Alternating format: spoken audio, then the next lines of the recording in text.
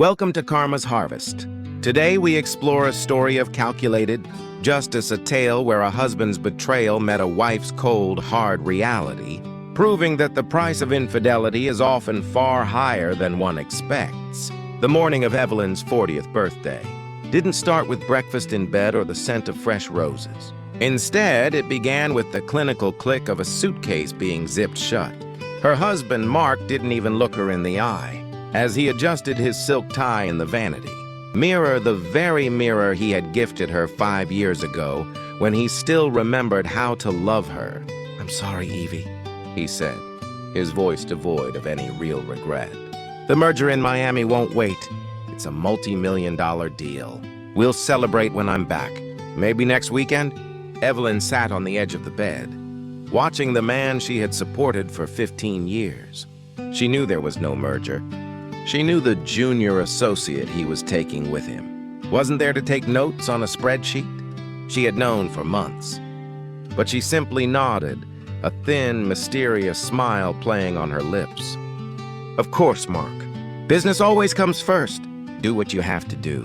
As the tail lights of his silver Mercedes vanished down the driveway, Evelyn didn't cry. She didn't throw plates. She picked up her phone and made 2 calls. The first was to Mr. Henderson, a private investigator she had hired 3 weeks prior. "He's on his way to the airport," she said calmly. "Check in at the Fontainebleau. Room 402. I want the photos crystal clear, Henderson, especially the ones where he thinks no one is looking." The second call was to a local luxury dealership she had visited just to look the previous Tuesday, while Mark was sipping champagne in a first-class cabin with a woman 20 years. His junior, Evelyn, was dressed in her finest Chanel suit. Walking into the dealership, the manager greeted her with a bow.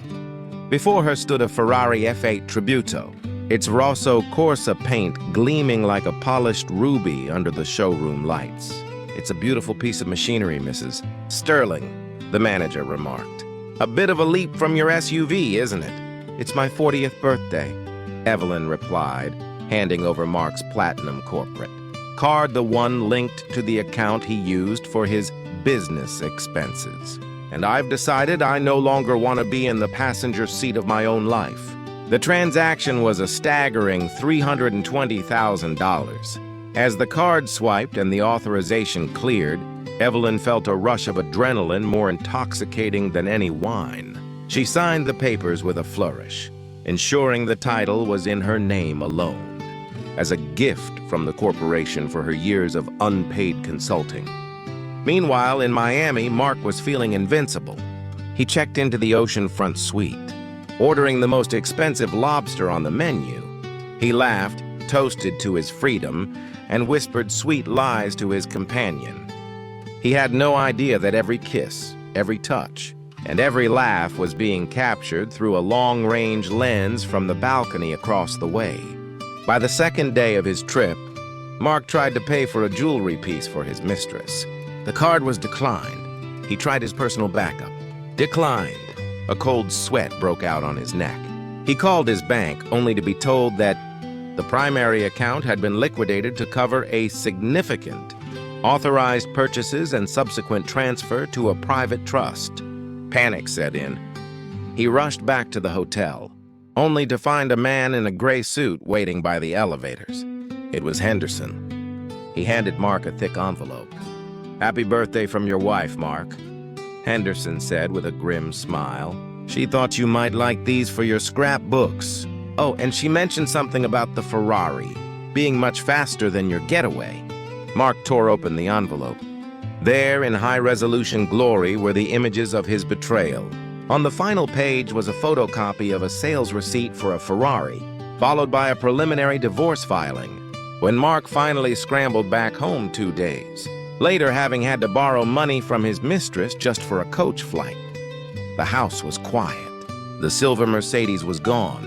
In its place, parked diagonally across the driveway, like a scarlet middle finger, was the Ferrari. Evelyn was sitting on the porch, a glass of vintage Bordeaux in her hand. She looked younger, sharper, and utterly indifferent to his presence. "You're back early," she remarked, not standing up. Evelyn, what the hell is this? The accounts are empty. This car. You spent our savings on a car? Mark screamed, his face purple with rage. Our savings? Evelyn tilted her head. No, Mark. I spent the loyalty tax you've been accruing for the last 3 years. You traded our marriage for a weekend in Miami. I simply traded your deceit for something that actually has value. She tossed a set of keys not to the Ferrari, but to his suitcase at his feet. The locks have been changed. The Ferrari stays. The house is being listed on Monday. My lawyer will handle the rest. I'd suggest you find a hotel, but I hear your credit is currently unreliable.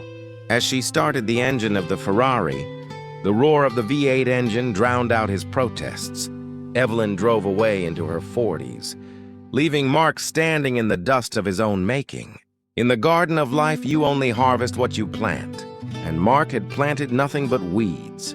This has been karma's harvest. Remember, the truth always finds a way to the light, and sometimes it arrives in a very fast car.